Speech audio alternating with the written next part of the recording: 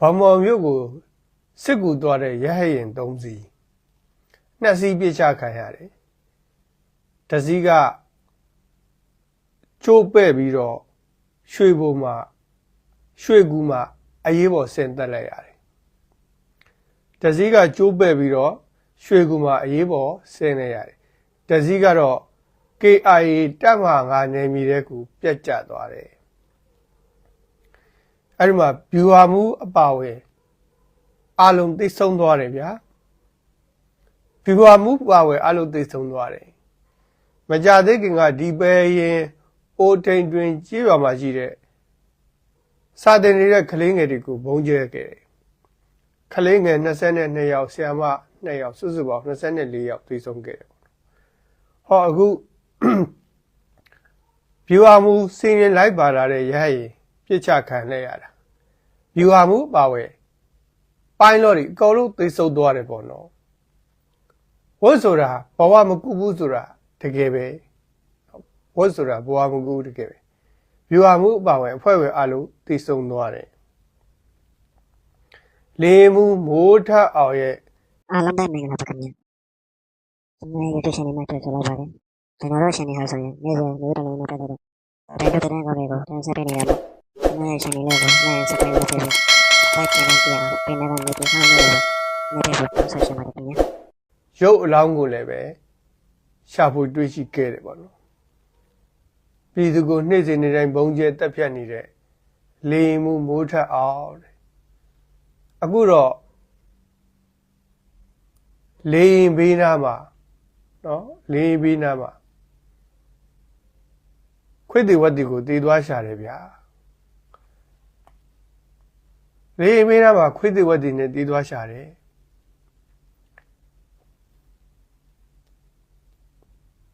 စစ်တပ်ထဲမှာစာအတက်ဆုံးကလေရင်မှုတွေစစ်တပ်ထဲမှာစာအတက်ဆုံးကလေရင်မှုတွေအခုသူတို့နေနေတဲ့လိုင်းခန်းတွေသူတို့ရနေတဲ့လစာတွေသူတို့စားတောက်နေတဲ့ရိတ်ခါတွေအကုန်လုံးကပြည်သူရဲ့အခွန်ဘဏ္ဍာတွေကြီးပဲပြည်သူတွေကြွေးတာမွေးတာစားတောက်ပြီးတော့သူတို့ကျမ်းသစ္စာဆိုထားကြတယ်ပြည်သူကိုကာကွယ်ပေးပါမယ်စောင့်ရှောက်ပေးပါမယ်အခုချိန်ထိလွတ်လပ်ရေးရပြီးကြတဲ့ကမြန်မာနိုင်ငံကိုဘယ်သူကမှလာပြီးစစ်မတိုက်တော့တရုတ်ကလည်းလာမတိုက်တော့ဘူးအိန္ဒိယလည်းလာမတိုက်တော့ဘူးဘင်္ဂလားဒေ့ရှ်ကလည်းလာမတိုက်တော့ဘူးလာအိုကလည်းလာမတိုက်တော့ဘူးထိုင်းကလည်းလာမတိုက်တော့ကိုပြည်သူတွေကိုနှစ်ပေါင်း80ကျော်လက်နက်ကြီးနဲ့ပစ်တယ်ဗုံးကျဲတက်တယ်စစ်ကြောင်းထိုးတယ်မီးရှို့တယ်မရင်းချင်းတယ်အနိုင်ချင်းတယ်စော်ကားတယ်ဖမ်းဆီးတယ်တပ်ဖြတ်တယ်ဟောနှစ်ပေါင်း80ကျော်ဘိုးတို့လည်းပဲအခု2021နွေဦးတော်လှန်ရေးကြမှာဒီစစ်တပ်ကဘလောက်မိုက်ရိုင်းတယ်ဘလောက်အောက်တက်ကြတယ်ဘလောက်စိုးသွမ်းတယ်ရုပ်မာတယ်ကောက်ကျစ်တယ်အကြမ်းဖက်တယ်အခုမှသိတာအခုမှသိတယ်ပေါ့နော်အဲ့တော့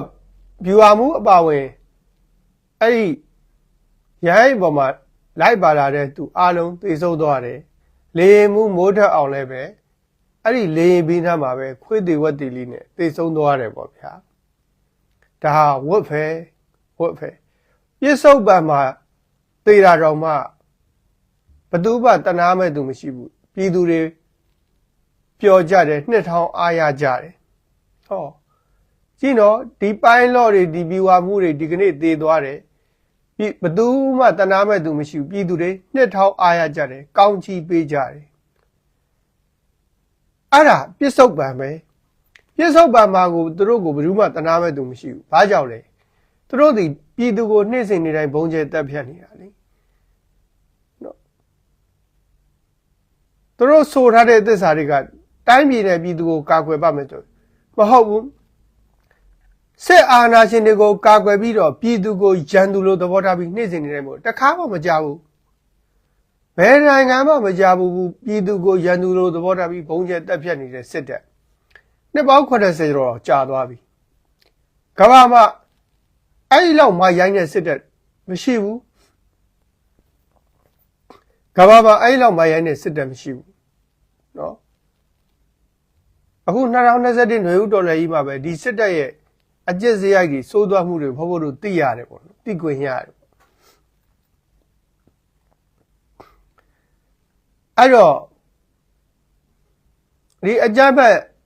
စစ်ကောင်စီတွေတေးလို့ရှိရင်ပြည်သူတွေဝမ်းသာကြတယ်လို့တေးသွားတဲ့အခါမှာလည်းပဲပရဇိတငရဲပြည်ကိုရောက်ရတယ်ပေါ့နော်နောက်တစ်ခုကကြောက်ဖြူအခြေဆိုင်အမှတ်32ရဲတပ်ရဲ့အနီးမှာရှိတဲ့မင်းတပ်တောင်ကျေးရွာကကာကင်းစခန်းနောက်အစိုးရစက်မှုလက်မှုတင်နန်းကျောင်းမှာတက်ဆွဲထားတဲ့စစ်ကောင်စီစခန်းနှစ်ခုကိုအာရကတပ်တော် A ကဒီကနေ့သိမ်းပိုက်နိုင်ခဲ့တယ်ဗျာကောင်းလိုက်တာဗျာအခုအာရကတပ်တော် A ကလည်းပဲကြောက်ဖြူကိုဒလက်ဆက်ထိုးစစ်စီတိုက်ခိုက်နေတယ်အခု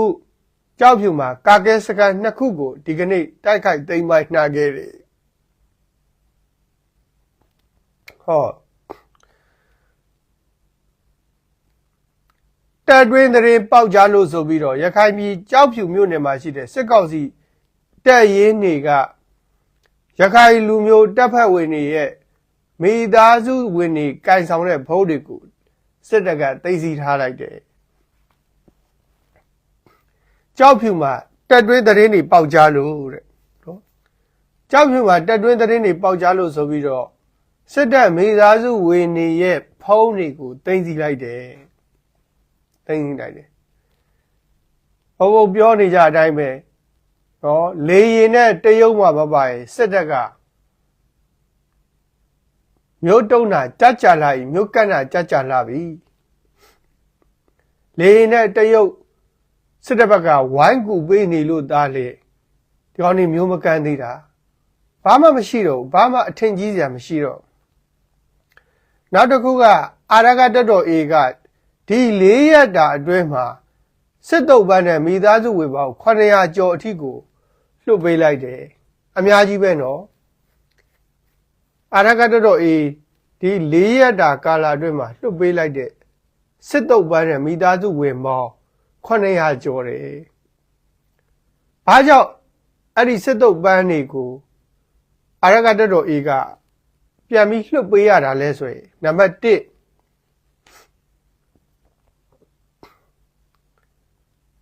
တုပ်ပန်းကျင်းဝတ်ကိုလိုက်နာတာစစ်တုပ်ပန်းတွေကိုမနှိပ်စက်ရဘူးအနိုင်မကျင့်ရဘူးအကြမ်းမဖက်ရဘူးဟောဒါကဘာကြီးကအာရကတပ်တော် A ရဲ့လုပ်ရက်ကိုမြင်ကြတယ်ကောင်းကြီးပေးကြတယ်စစ်တုပ်ပန်းကိုအာရကတပ်တော် A ကဘယ်လိုကြစ်သုံးသလဲဆိုတာအဲ့ဒါစံနမူနာပြလိုက်တာပဲစတန်ဒတ်ဆိုတာအဲ့ဒါပဲစတန်ဒတ်ဆိုတာကျင့်ဝတ်ကိုပြောတာနော်စတန်ဒတ်ဆိုတာကျင့်ဝတ်ကိုပြောတာဟောအခုဆိုအာရကတပ်တော် A ကသူဖမ်းဆီးထားတဲ့စစ်တုပ်ပန်းတွေရောမိသားစုဝင်တွေရော4ရက်အတွင်းမှာ900ကျော်ကိုပြန်လွှတ်ပေးတယ်အဲ့ဒါစစ်တုပ်ပန်းကျင့်ဝတ်ကိုလိုက်နာတာအဲ့ဒါကိုပဲစတန်ဒတ်ရှိတယ်လို့ခေါ်တယ်ပြောချင်တာစစ်သားပီတာတာပေါ့စစ်သားပီတာပြည်သူတွေကိုအကြမ်းမဖက်ဘူးမနှိပ်စက်ဘူးစစ်တုပ်ပန်းတွေကိုအကြမ်းမဖက်ဘူးမနှိပ်စက်ဘူးစစ်တုပ်ပန်းတွေကိုပြန်လဲပြီးတော့ကောင်းကောင်းမွန်မွန်ကျွေးမွေးတယ်ပြုစုတယ်စောက်ရှောက်တယ်ဆေးကူပေးတယ်အခုပြန်လဲပြီးတော့လှုပ်ပေးလိုက်တယ်အဲ့ဒါကိုစတန်ဒတ်စစ်သားပီတာတယ်ဟောနောက်တစ်ခုကလူသားချင်းစာနာထောက်ထားတယ်ဘသူမှတေကျင်တဲ့သူတယောက်မှမရှိဘူးဘသူမှအကြမ်းဖက်ခတ်ခြင်းတဲ့သူတယောက်မှမရှိဘူးစစ်တပ်ဘက်ကလည်းအကြမ်းဖက်ခတ်ခြင်းတာမရှိဘူးပြည်သူတွေဘက်ကလည်းအကြမ်းဖက်ခတ်ခြင်းတာမရှိဘူးတဦးနဲ့တဦးဟာလေးလေးစားစားနဲ့ဘသူကဘသူကိုမှအကြမ်းမဖက်ရင်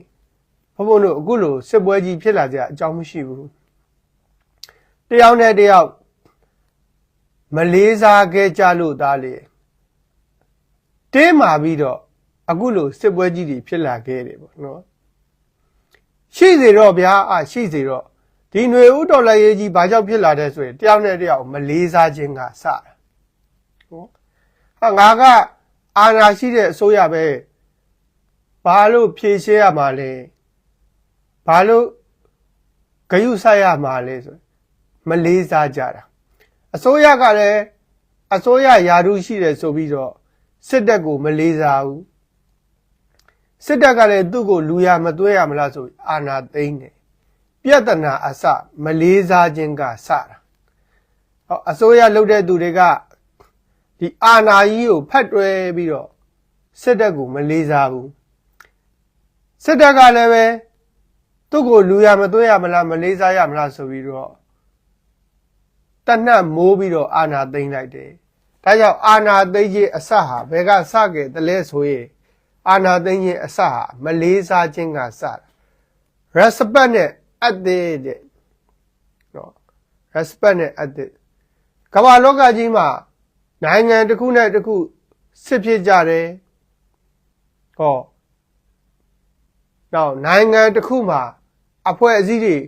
ကွဲလွဲပြီးတော့ပြဿနာမျိုးစုံတက်ကြတယ်အခုလိုစစ်မီးတွေလောင်မြိုက်ကြတယ်အဲ့ဒါတွေအကုန်လုံးရဲ့မူလအစဟာမလေးစားခြင်းကစတာဒါကြောင့်ကမ္ဘာလောကကြီးအခုလိုပူနွေးနေတယ်လောင်ကျွမ်းနေတယ်ကက်ကြီးတွေစိုက်နေတယ်စစ်ကြီးတွေဖြစ်နေတယ်အဲ့ဒီပြဿနာတွေအားလုံးရဲ့အစဟာမလေးစားခြင်းကစတာတဦးနဲ့တဦးတစ်ဖွဲ့နဲ့တစ်ဖွဲ့တနိုင်ငံနဲ့တနိုင်ငံမလေးစားကြလို့အခုလိုလက်နက်တွေနဲ့စစ်ပွဲတွေဖြစ်လာရတယ်ပေါ့နော်စစ်ပွဲတွေဖြစ်လာဒါကြောင့်တဦးနဲ့တဦးတယောက်နဲ့တယောက်လေးလေးစားစားဆက်ဆံမယ်ဆိုရင်အခုလိုစစ်ပွဲတွေဖြစ်လာစရာအကြောင်းမရှိဘူးစစ်ပွဲတွေရဲ့အစမလေးစားခြင်းကစတာ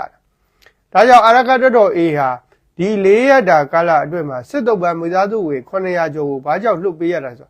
လူသားချင်းစာနာထောက်ထားတာဘသူမှအကြမ်းဖက်ခတ်ခြင်းတဲ့သူတယောက်မှမရှိဘူးဘသူမှအနိုင်ကျင့်စော်ကားခံကျင်တဲ့သူတယောက်မှမရှိဘူးဟုတ်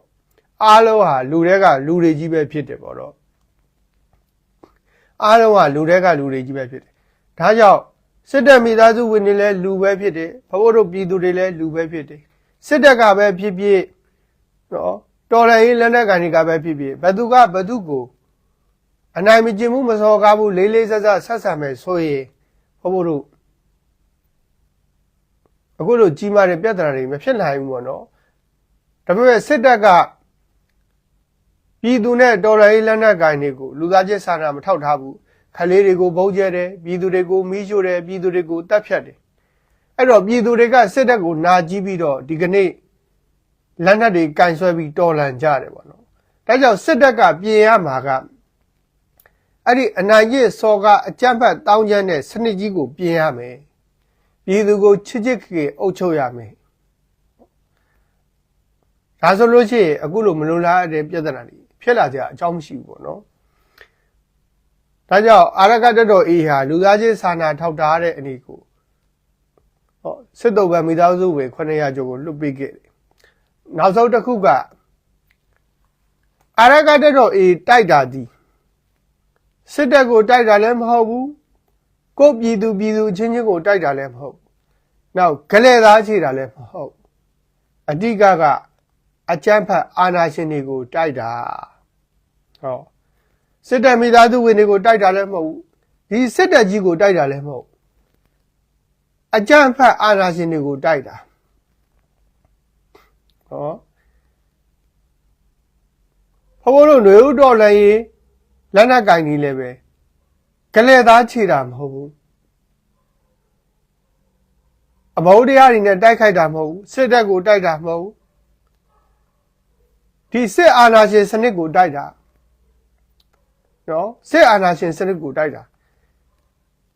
အဲဒီလိုစစ်အာဏာရှင်စနစ်ကိုတိုက်တာဖြစ်တဲ့အတွက်ကြောင့်ဘယ်သူတဦးတယောက်ကိုမှမရည်ညွှန်းဘူးဘယ်သူတဦးတယောက်ကိုမှမရည်ရွယ်ဘူး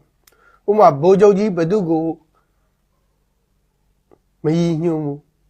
စစ်တပ်မိသားစုဝင်တွေကိုမရည်ညွှန်းဘူးအေနဲ့တော်လိုင်းလက်နက်ကန်ဒီကနေ့တိုက်နေတာကြီးအာဏာရှင်စနစ်ကိုမလိုလားလို့တိုက်ကြတာစစ်တပ်မိသားစုဝင်တွေကိုတိုက်တာလည်းမဟုတ်ရဲမိသားစုဝင်တွေကိုတိုက်တာလည်းမဟုတ်စစ်တပ်ကြီးကိုတိုက်တာလည်းမဟုတ်အဲ့ဒီစစ်တပ်ကြီးတဲ့ကမှအာဏာရှင်စိတ်ကြီးဝင်နေတဲ့ရဟန်းကားတောင်းညံအကြမ်းဖက်နေတဲ့သူတွေကိုတိုက်တာနော်အဲ့ဒီရဟန်းကားတောင်းညံအကြမ်းဖက်နေတဲ့သူတွေကိုစစ်တုပ်ပန်းအဖြစ်ဖမ်းမိခဲ့ရင်တော့မှ မင်းတို့နောက်မရမ်းကားနဲ့ငါတို့ကမင်းတို့ကိုအမုန်းတရားနဲ့တိုက်တာမဟုတ်ဘူးဂလဲသားခြေချင်လို့တိုက်တာမဟုတ်ဘူးမင်းတို့